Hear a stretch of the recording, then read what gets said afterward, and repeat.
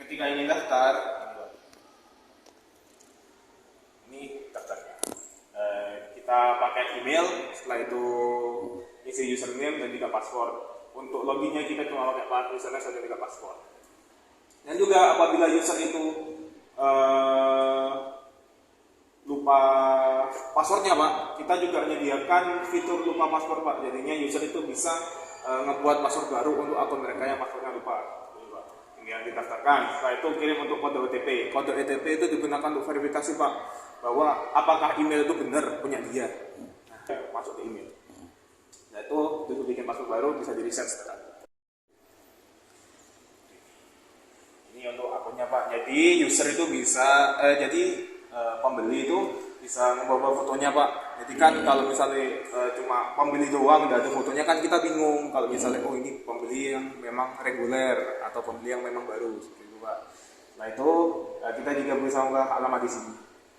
Nah di sini Pak, alamat Pak. Nah, nama penerima sama nomor HP di sini Pak. Jadi kalau misalnya pembeli itu milih alamatnya yang ini, nanti kalau di keranjang pas kita check out itu nanti munculnya yang ini Pak, seperti itu Pak. Sejauh ini itu Pak yang kami mau presentasikan gitu Pak. Konsistensi pengirimannya itu memang tergantung di jasa yang kita pakai Pak. Jadi misalnya kalau kita pakai ada jasa kalkulasi pengiriman gitu ya Pak, biasanya itu Pak, dihitung berdasarkan kilometernya Pak. Maksudnya nggak Pak, ini kita juga masih belum nyoba-nyoba Pak. Tapi kemarin kita sudah ngecek kalau misalnya jasa yang kita pakai itu memang cukup akurat Pak. Cukup akurat. Pakai apa ya namanya tadi? Ya, API tergantung Pak, API yang mau dipakai Pak. Kalau misalnya mau cari API API.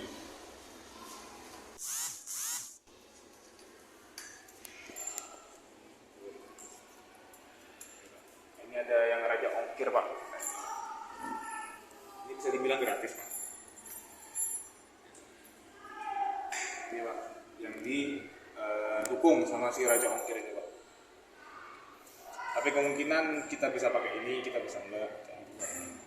Nanti kita bikin ini Pak, pakai ininya Pak, link ini Pak. Nanti ditanamkan di websitenya Pak. Itu untuk ini banyak Pak. Itu untuk API-nya.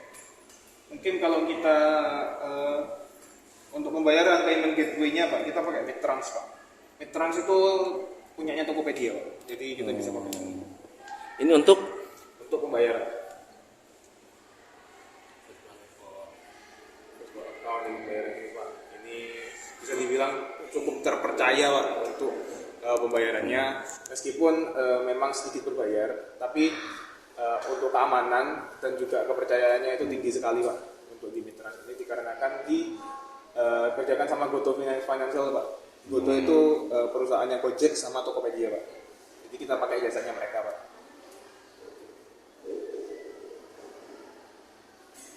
Ya juga sama Bank Indonesia Pak.